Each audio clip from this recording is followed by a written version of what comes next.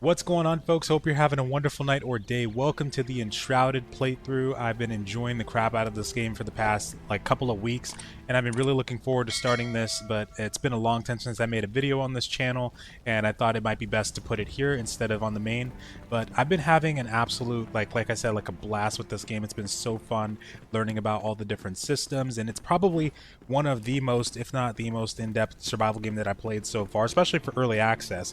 I mean, the follower system, the crafting, the way that the the crafting, the recipe system, the fact that it's mostly based around exploration instead of, just gathering materials and working your way through a tech tree. Like, I really love the way that they do things here and how they introduce new points of interest by having you get these NPCs and talk to them and discover like new points of interest through them, or get quest lines through them and your flame shrine, which is kind of like the heart of your base. It's also got a very in-depth skill tree. I've been loving this actually. I'm kind of working on more of a paladin kind of build, so I have dipped my toe into the intellect tree. So I've got like healer, I've got healer 2, and this is the main one that I wanted to go for, which is water aura. So anytime that and I had to make sure that this actually worked before committing to this, but anytime that I get injured or enemies or like other allies get injured around me, because this game is co-op, you can play up to 16 players, I believe. Ooh, I actually need to get this. I do need to get this, but I also need to get battle heal, so I might wait on this one. I'll get battle heal first.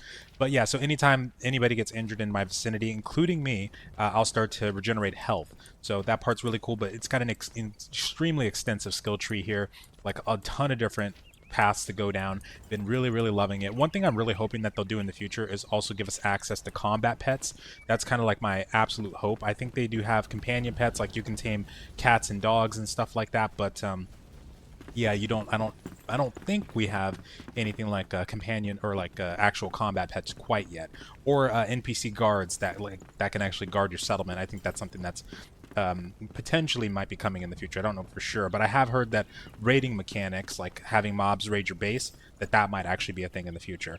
So as you can see, the building that I've got is very basic. I've never really been much of a builder. It's just kind of like, if it works, it works, and then I'm good to go from there.